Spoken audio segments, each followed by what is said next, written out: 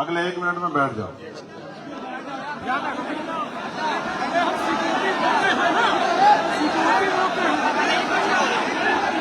जो जहां है वहीं बैठ जाओ। ये ऊपर वगैरह सब कुछ खड़ा नहीं दिखना चाहिए, बैठ जाओ। 1 मिनट से ज्यादा समय नहीं खर्च करेंगे इस पे, बैठो।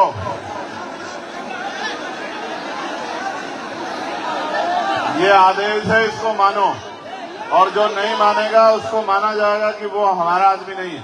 बैठो।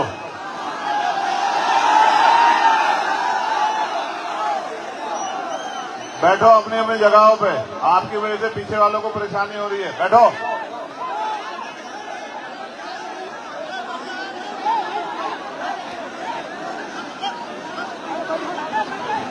ये भी बैठो, नीचे बैठो, तब तक बात नहीं होगी। बैठिए।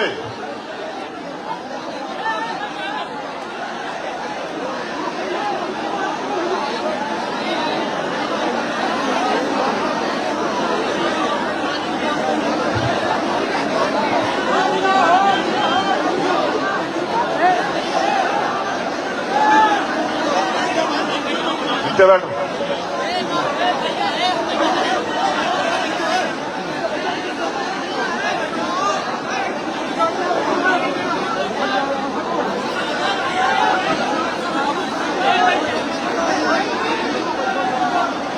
कोई रास्ता ही नहीं है बैठने के अलावा, बैठना ही पड़ेगा।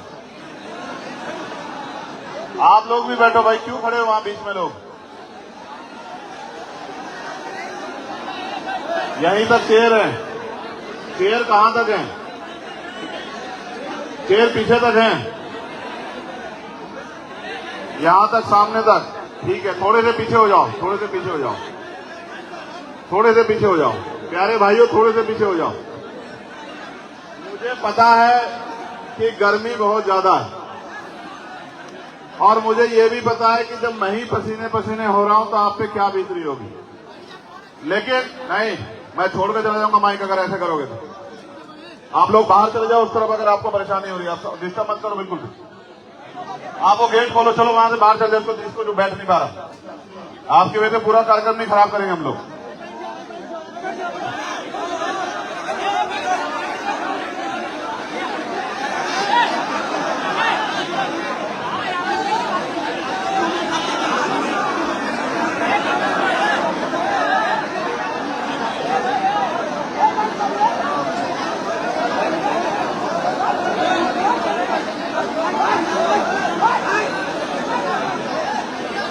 आपके पास 2 रास्ते हैं, या तो आप बैठ जाओ, वरना मुझे मजबूरन कार्यक्रम छोड़ के जाना पड़ेगा। अब आप सोच लो। मेरे पास कोई रास्ता नहीं। मेरे पास तो मुझे आपसे बात करनी है। आप नहीं ऐसा माहौल बनाओगे तो मैं छोड़ के चला जाऊंगा, मेरा अपना नेचर। अब आप देख लो, तय कर लो। मैं जानता हूं कि जगह छोटी है, मगर संघर्ष तो करना पड़ेगा ना। हाँ, बैठो, इसके अलावा कोई रास्ता है ही नहीं।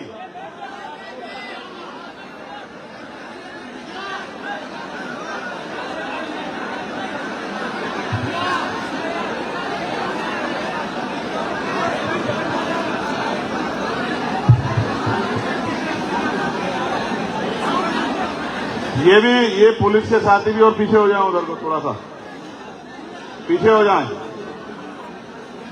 इधर भी थोड़े से पीछे को हो जाएं। आप लोग पीछे हो जाओ बेटे, पीछे हो जाओ, पीछे हो जाओ सब लोग। थोड़ा पीछे की तरफ को चलो, जो व्यवस्था हो जाए। मैं मानता हूं गर्मी बहुत है, लेकिन संघर्ष तो करना ही है ना। पीछे हो जाओ फिर।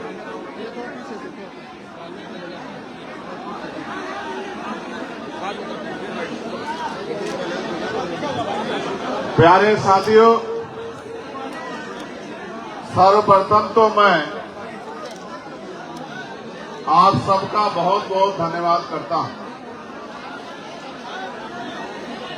जहां एक तरफ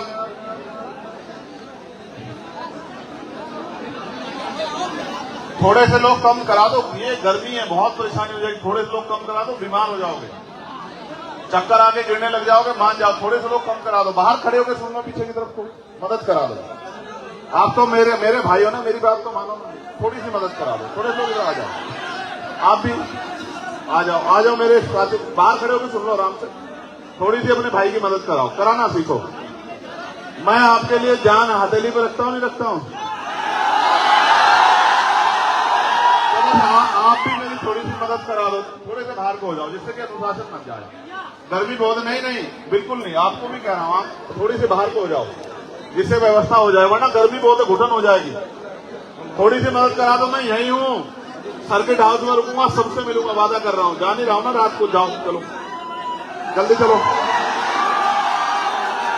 जल्दी चलो, अब हटो, वरना मैं फिर अब आप डिस्टर्ब मत करो।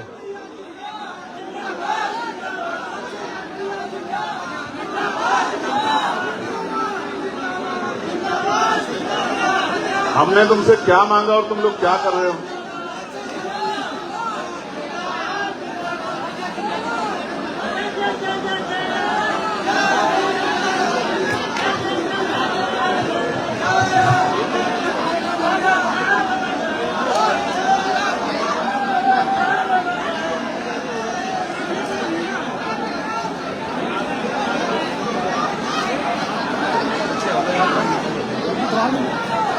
आए हो ओ भाई नीचे बैठो।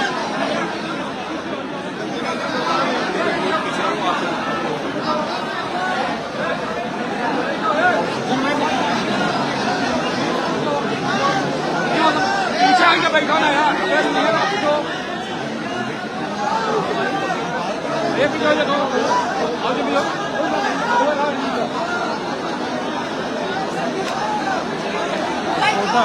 भीड़ ज्यादा हो गई, कूलर भी नहीं। इधर वाले और मदद कराओ, थोड़ी सी मदद कराओ, मान जाओ, मुझे आपकी परवाह है, वरना यहाँ लोग मरते रहते, किसी को फर्क ही नहीं पड़ता। मुझे परवाह है आपकी, क्या तो बैठ जाओ या बाहर जाओ, खड़ा नहीं रहेगा कोई, ये आप तय कर लो।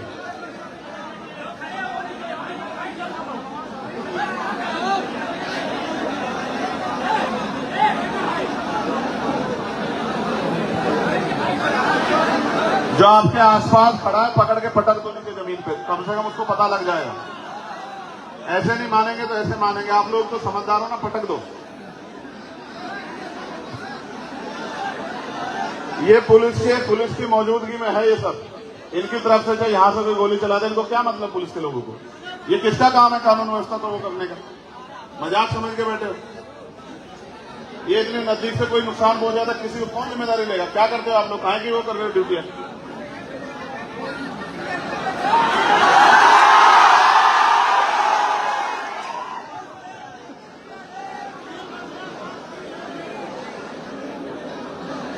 चलो अब बात करेंगे, अब थोड़ा सा समय कठिनाई है, सहो, इसके अलावा रास्ता नहीं है मेरे पास। अगर मेरे पास कोई रास्ता होता तो मैं कर देता उसको, लेकिन अब आधा घंटा 20 मिनट 40 मिनट जो जितनी देर बोलेंगे सुनो, और पसीने से मत डरो। किसान गरीब मजदूर परिवार के लोगों काहे को डरना पसीने से? नहीं डरना। प्यारे साथियों, मैं आपको धन्यवाद देने के बाद इस कार्यक्रम के आयोजक हमारे भाई डॉक्टर आकिब साहब, जो प्रदेश महासचिव हैं, अरबाबुल हक साहब, ब्रजेश यादव जी, अजय गौतम जी, राजेंद्र भारती जी, राम प्रसाद राव जी, इश्तियाक जी, अजय गौतम जी, शिवचंद्र भारती जी, जितेंद्र राणा जी, केशव यादव जी, समीम अख्तर जी, सलीम राइनी जी, कालीचरण यादव जी, नासिर अली खान जी, खुर्शीद आलम जी, विष्णुदत्त वर्मा जी, मेराज अहमद जी, विशाल कुमार जी, तौफीक हैदर जी, डॉक्टर जाहिद जी, शकील साहब, बाबा वर्मा जी, शिवा वर्मा जी, अब्दुल नईम जी, रितेश जी, जमील अंसारी जी, गिरवर सिंह पटेल जी, डॉक्टर तौसीफ जी, हैदर खान जी, डॉक्टर मुजाहिद जी,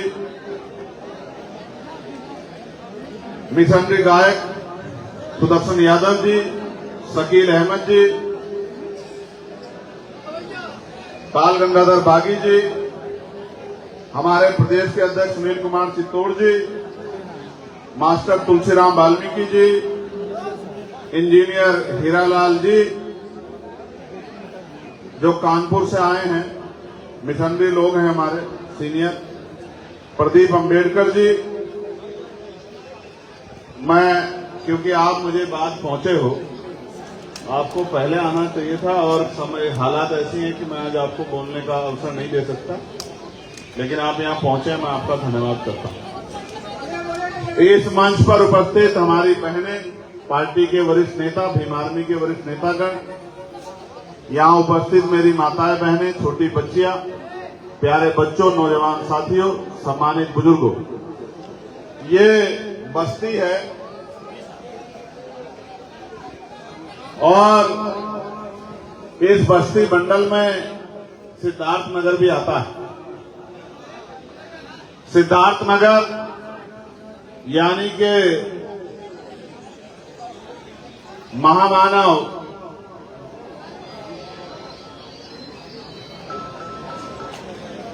भगवान बुद्ध की धरती, भगवान बुद्ध की धरती के इस मंडल में आज मुझे आपके बीच आने का मौका मिला। और ऐसा नहीं कि मैं यहां पहली बार आया हूं, इससे पहले भी मैं कई बार यहां आया हूं। नगर पंचायत के चुनाव में आया था, बस्ती नगर में, कप्तानगंज में, गोरखपुर जब मैं चुनाव लड़ा तो गोरखपुर भी यहां बस्ती के साथी पहुंचे थे। सिद्धार्थनगर में डुमरियागंज लोकसभा में जब हम लड़े तो भी बस्ती के लोगों ने बहुत मदद की थी, इस मंडल के लोगों ने। तो भगवान बुद्ध ने कहा है कि दुखों का कारण है और कारण का निवारण। उन्होंने ये भी कहा है कि अपने दुखों से मुक्ति के लिए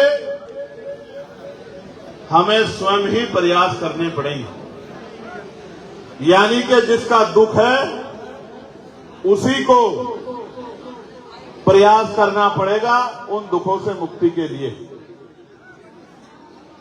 इसके लिए उन्होंने कहा है कि अपो दीपो भव, अपना दीपक स्वयं बनो। बैठो बैठो, तकलीफ सहना सीखो। जब तक तकलीफ सहना नहीं सीखोगे तब तक दूसरे की तकलीफ का एहसास नहीं होगा, और जब तक दूसरों की तकलीफ का एहसास नहीं होगा तब तक आपका जीवन सफल नहीं होगा। क्योंकि अपने लिए तो हर कोई जीता है, दूसरों के लिए जीने को ही जीवन माना जाता है। मानवता के कल्याण के लिए जिसने भी संघर्ष किया है उसी को समाज ने मान सम्मान देने का काम किया है।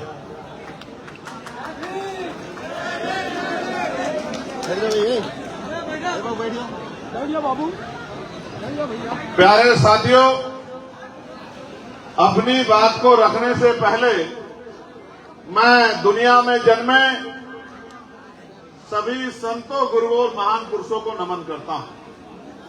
महामानव तथागत बुद्ध, जगत गुरु सतगुरु रविदास जी महाराज, संत कबीर जी, गुरु नानक देव, भगवान वाल्मीकि, संत गाडगे जी महाराज, नारायण गुरु, ईवी पेरियार रामा नायकर स्वामी, राष्ट्रपिता ज्योतिबा फूले, छत्रपति साहू जी महाराज,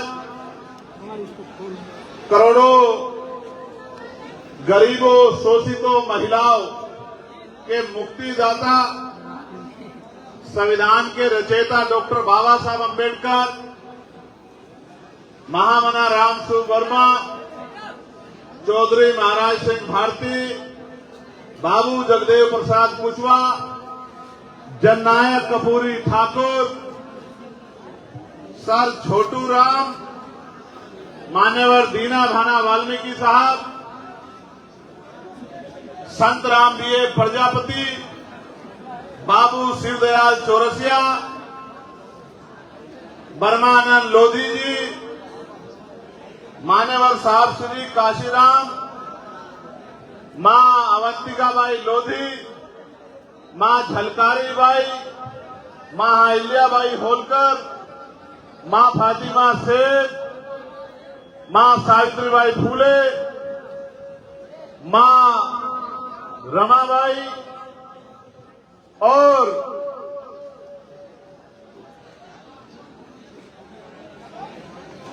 मां फूलन देवी के चरणों में भी नमन करता हूं। प्यारे साथियों, आज इस प्रबुद्ध जन सम्मेलन में जब मुझे आने का मौका मिला है, मेरे कंधों पे ये जिम्मेदारी है कि मैं आपको आज के हालातों से वाकिफ कराऊं। आज के हालात ये हैं कि देश में 80 करोड़ लोगों को सस्ता राशन दिया जा रहा है, यानी कि 80 करोड़ लोग गरीबी की रेखा से नीचे जीवन यापन कर रहे हैं और हमारी आबादी लगभग 140 करोड़ के आसपास है, यानी कि 60% लोग इस देश में गरीब हैं। 75 साल की आजादी के समय के बाद जहां हमारे बराबर में चाइना एक ही समय पे आगे बढ़ा और भी कई देश एक ही समय पे आजादी प्राप्त करने के बाद आगे बढ़े, हमारी सरकारें कहती हैं कि हमें 5 ट्रिलियन की इकोनॉमी वाला देश बनना है और पड़ोसी देश 25 ट्रिलियन इकोनॉमी के देश बन गए हैं। हमें शर्म आनी चाहिए हमारी सरकारों को कि जिस देश की 60% आबादी गरीबी की रेखा से नीचे जीवन यापन कर रही हो, जो देश भुखमरी में दूसरों देश की अपेक्षा 100वें पायदान से ऊपर हो, जिस देश में आज भी लाखों लोग भीख मांग के अपना जीवन यापन करते हों, जिस देश में एनसीआरबी के डाटे के रिगार्डिंग जो एनसीआरबी का डेटा कहता है लाखों महिलाओं पे हत्या, रेप, बलात्कार और दायन कह के या नीची जाति की कह के उनके साथ हिंसा की जाती हो, जिस देश में महिलाओं के साथ साथ रोज लोगों की हत्या होती हो, उस देश में जहां तमाम पार्टियां ये कहती हैं कि एक ही धर्म के लोग, एक ही जाति के लोग, एक ही वर्ग के लोग प्रबुद्ध हैं, वहां हम और हमारी पार्टी के लोग ये मानते हैं कि मेहनतकश किसान का मेरा लोग, खेती किसानी करने वाले, मजदूरी करने वाले हक वंचित समाज के लोग वो प्रबुद्ध जन हैं जो इस देश की जिनका खून इस देश की बिल्डिंगों में शामिल है, जो किसानी करके अन्न उगाते हैं, जो मेहनत मजदूरी करके सड़कें बनाते हैं, जो इस देश का पेट भरने का काम करते हैं, जिनके कंधों पे ये बड़ी बड़ी बिल्डिंगें बनी है, जिस समाज से डॉक्टर, इंजीनियर, आईएएस, आईपीएस, वकील, जज बने हैं, वो समाज प्रबुद्ध जन है। इसलिए हमने मनुवादी मानसिकता के खिलाफ हक वंचित समाज के लोगों को, बहुजन समाज के लोगों को प्रबुद्ध जन समाज बनाने का और जो बना हुआ प्रबुद्ध जन समाज है उनको अपने साथ जोड़ के काम देकर इस मिशन को आगे बढ़ाने के लिए हम लोग निकले हैं। ये हमारा 8वां सम्मेलन है हमने ये सहारनपुर से शुरू किया था, फिर मेरठ के हापुड़ में, फिर गाजीपुर में, फिर आगरा में, 5वां सम्मेलन लखनऊ में जिसने सबकी नींद उड़ा दी, 6ठा झांसी में, 7वां कल कानपुर में और आज 8वां बस्ती में मुझे आने का मौका मिला। इसके बाद अभी 10 सम्मेलन और बाकी हैं। आप मेरी बात को याद रखना, अगर आज आपने मेरी बात पे गौर किया और आपने मेरी बात पे पहरा दिया, मेरी बात पे साथ खड़े हो गए और इस लड़ाई को लड़ने का काम किया, मैं वचन देके कहता हूं कि 2027 में ऐसा इनकलाब आएगा कि धरती चीर के जो है ये किसान, नौजवान, हक वंचित बहुजन समाज के लोग राजकाज अपने हाथ में लेने का काम करेंगे। और जैसे भगवान बुद्ध ने कहा है, अपो दीपो भव, अपना दीपक स्वयं बनने का काम करेंगे। प्यारे साथियों, आप मेरा बड़ा नुकसान कर रहे हो, क्योंकि मैं आपको कह रहा हूं कि आप अगर नहीं बैठ पा रहे हो तो बाहर चले जाओ, लेकिन आप ना जाने क्यों किसी उलझन में या लापरवाही में इस तरह का काम कर रहे हो कि सभी लोगों के सामने परेशानी खड़ी हो रही है। आप रास्ता बना दो, बहुत सारे लोग गर्मी में बेचैन हैं, आप रास्ता दे दोगे तो वो आराम से बाहर चले जाएंगे और फिर बाहर बैठकर ही मेरी बात को सुन लेंगे। प्यारे साथियों, हमने प्रभु जन सम्मेलन के जरिए कई मांगे अपनी रखी हैं और आज आपके सामने भी दोहराऊंगा और आप उनमें अपना समर्थन, और अगर आप उनसे सहमत नहीं हो तो उस बात को जरूर मुझे बताना। हमने प्रभु जन सम्मेलन के जरिए ये मांग रखी थी कि जातिगत जनगणना होनी चाहिए। क्या आप चाहते हो जातिगत गणना हो?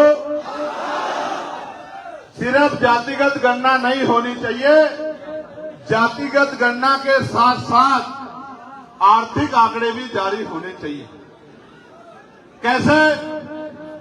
किसके पास जमीन है, किसके पास घर है, किसके पास 2 पहियों की गाड़ी है, किसके पास 4 पहियों की गाड़ी है, किसके बैंक अकाउंट में कितना पैसा है, किसके पास ट्रेन है, हेलीकॉप्टर है, बस है, हवाई जहाज है, किसके पास नौकरी है, किसके पास कंपनी है, किसके पास उद्योग है, किसके पास इंडस्ट्री है, और कौन भूख से लड़ रहा है, कौन रोजी रोटी के लिए दूसरे प्रदेशों में प्लान करके अपना पसीना बहा रहा है। मैं बस्ती के लोगों, अभी दुबई गया था। दुबई जब मैं गया था तो दुबई में मुझे बस्ती के बहुत सारे लोग मिले।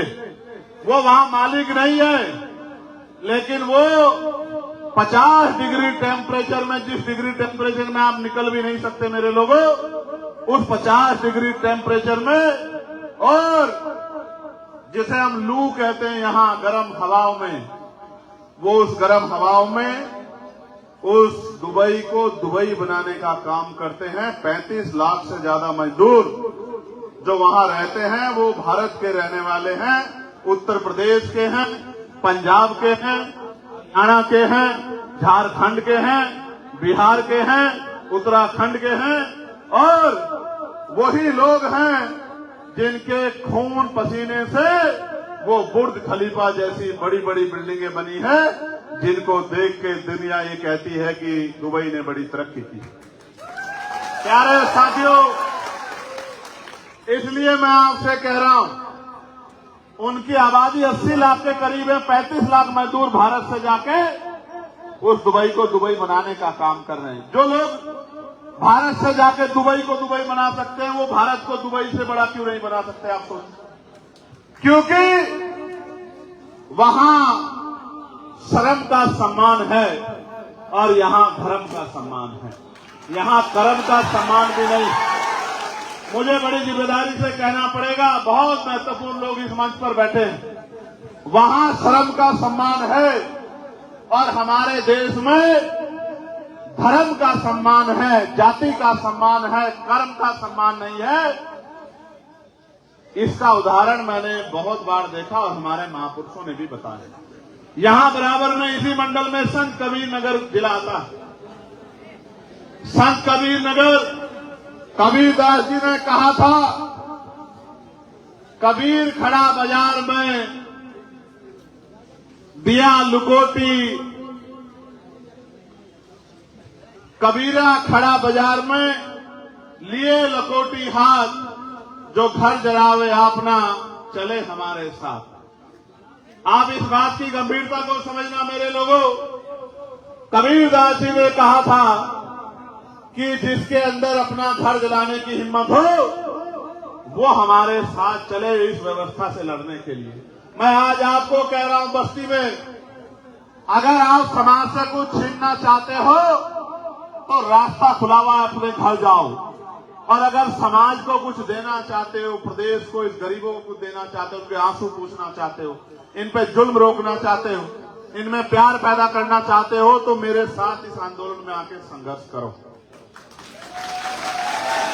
आप याद रखना, ये आंदोलन फूलों की सेज नहीं है, ये कांटों का बिस्तर है। इस पर चलना तलवार की धार पे चलने जैसा है, बंदूकों के सामने खड़े होने जैसा है, गरम आग के ऊपर पैर रखने जैसा है। मान्यवर काशीराम साहब ने कहा था कि मुर्दा लोग मिशन नहीं चलाते और जिंदा लोग मिशन को रुकने ही नहीं देते। आप याद करके देखो, साहब ने बात कही और मैं इस बात को आज आपके सामने मजबूती से रखूंगा। साहब ने यह भी कहा, अगर मिशन का काम करने जाओगे तो 3 चीजों का ध्यान रखना, अपमान भी होगा, आरोप भी लगेंगे और नुकसान भी होगा।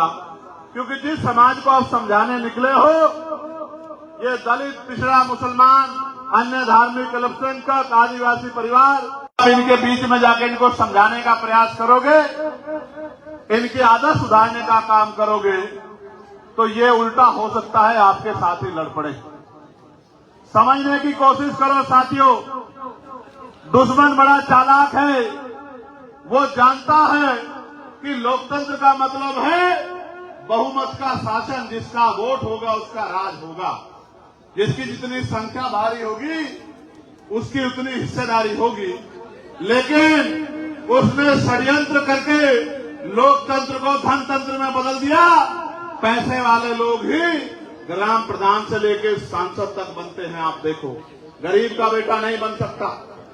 इसलिए आपको मुझे समझना होगा कि लोकतंत्र में भी जनता के साथ ठगी क्यों हो रही है, जनता की बात क्यों नहीं माने जा रही है।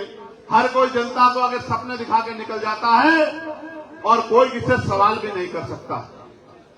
इसलिए मान्यवर काशीराम साहब को हम लोग आज याद करते हुए, जैसा उन्होंने कहा था कि मुर्दा लोग मिशन नहीं चलाते, तो इस आंदोलन में हमने पाया क्या, खोया क्या, इस पे बाद में बात करेंगे। लेकिन आप बताओ, आपको याद है इसी जून के महीने में मैं जेल गया था 2017 में, और कितने दिन जेल रहा था, याद है नहीं याद है? कितने दिन? 16 महीने। कितने दिन? 16 महीने 10/6 की एक कोठरी मैंने जेल काटने का काम किया। पैर फैलाता था तो दीवार में अड़ जाते थे, वहीं खाना, वहीं सोना, वहीं पढ़ना, वहीं बाथरूम, टॉयलेट, उसी 10/6 में। मैं हर रोज ये सोचता था कि जिस दिन इस काल कोठरी से बाहर निकलूंगा तो भविष्य में किसी मेरे भाई के साथ ऐसा अन्याय ना हो, इस लड़ाई को लड़ने का काम करना। मैंने जेल में निर्दोष लोगों को देखा कि सत्ता के इशारे पे किस तरह गरीबों को जेल में ठूस देगा, उनकी कोई सुनने वाला नहीं। मैंने लोगों को मरते देखा जेल में, मैंने सिस्टम को करीब से देखा। फिर जब मैं जेल से बाहर आया, आंदोलन में चला आया, फिर दिल्ली में गुरु घर तोड़ दिया गया, 5 लाख लोग इकट्ठा हुए, 96 लोगों को फिर जेल जाना पड़ा। 2 महीने से ज्यादा फिर मैं जेल में रहा, देश की सबसे बड़ी जेल में, तिहाड़ में। फिर एनआरसी का आंदोलन हुआ, जिस पार्टी को वोट दे के आपने ताकत दे के सिर पे बिठाया, वो सब चादर ओढ़ के अपने अपने घरों में बैठ गए। अकेला चंद्रशेखर आजाद जमा मस्जिद की सीढ़ियों पर चला गया अपने साथियों के साथ और कहा कि इस देश में एनआरसी लागू नहीं होने देंगे, इस देश को एनआरसी से बचाने का काम करेंगे। जब मैं दिल्ली में बंद था, जब मुझे गिरफ्तार किया गया, जितनी मेरी शरीर में हड्डियां नहीं, उससे ज्यादा लाठियां मुझे पीटा गया। कोई हड्डी मेरी ऐसी होगी जिस पर लाठी, मेरे पैरों के नाखून खींच लिए गए, मेरे दांत तोड़ दिए गए, मेरी रीढ़ की हड्डी में 4 जगह गैप कर दिया गया। इन सब चीजों से निपटा मैं, और आपको भी बता रहा हूं कि जो ईमानदार से लड़ता है, कुदरत उसके साथ होती है, उसका कोई बाल भी बांका नहीं कर सकता। मेरी बात क्या है, उससे भी बात नहीं बनी, डरा नहीं, दबा नहीं, झुका नहीं, रुका नहीं, तो 4-4 गोलियां चल गई।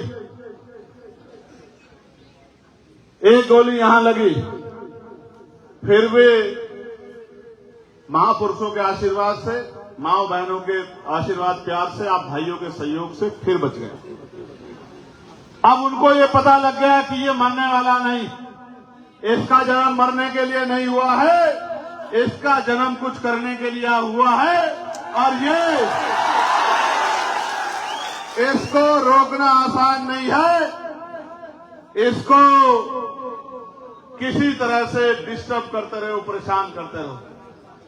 उनको ये नहीं पता, मेरे पिताजी ने मुझसे कहा था कि चंद्रशेखर, जिसके जीवन में कोई लक्ष्य नहीं होता, उसका दुनिया में आना जाना खराब होता है। आज मैं आपको अपना लक्ष्य बता देना चाहता हूं।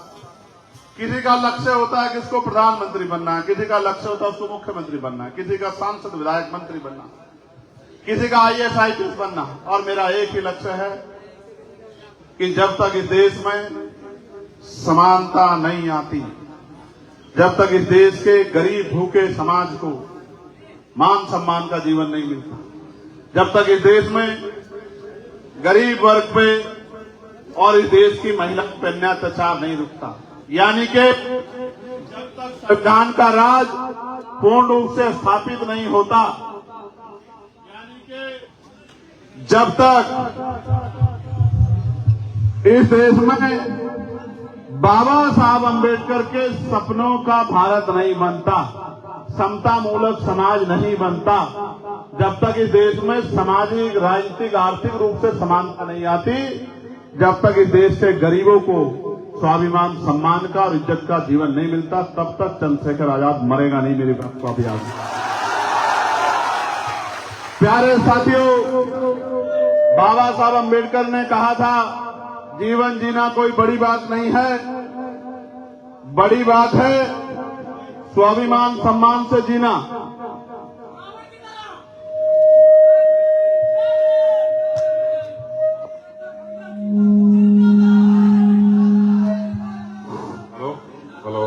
बड़ी बात यह है स्वाभिमान सम्मान से जीना। आप आज मुझे बताओ, क्या इस प्रदेश में गरीबों को स्वाभिमान सम्मान का जीवन मिल पा रहा है? क्या जोर से बताओ, क्या कौशाम्बी की बेटी को स्वाभिमान सम्मान का जीवन न्याय मिला है? क्या कौशाम्बी की बेटी को स्वाभिमान सम्मान का जीवन मिलना चाहिए था, नहीं मिलना चाहिए था? क्या उस परिवार को न्याय मिलना चाहिए, नहीं मिलना चाहिए? बिल्कुल मिलना चाहिए। अभी जब आप यहां से निकलोगे तो देखना, सागर में, मध्य प्रदेश में एक लड़के को कुल्हाड़ी से काट काट के मार दिया। 6 लोगों ने, उसके परिवार ने अंतिम संस्कार नहीं किया। अभी मेरी उनसे बात हुई, उन्होंने एक वीडियो जारी की है कि जब तक भाई चंद्रशेखर आजाद नहीं आएंगे हम अंतिम संस्कार नहीं करेंगे, चाहे 1 महीना बीत जाए।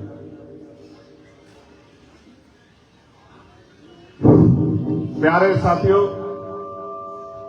मुझे वहां होना चाहिए था उस परिवार के पास, लेकिन मैं सोचता हूं कि एक आदमी जो नहीं रहा उसकी लड़ाई तो हमें लड़नी है।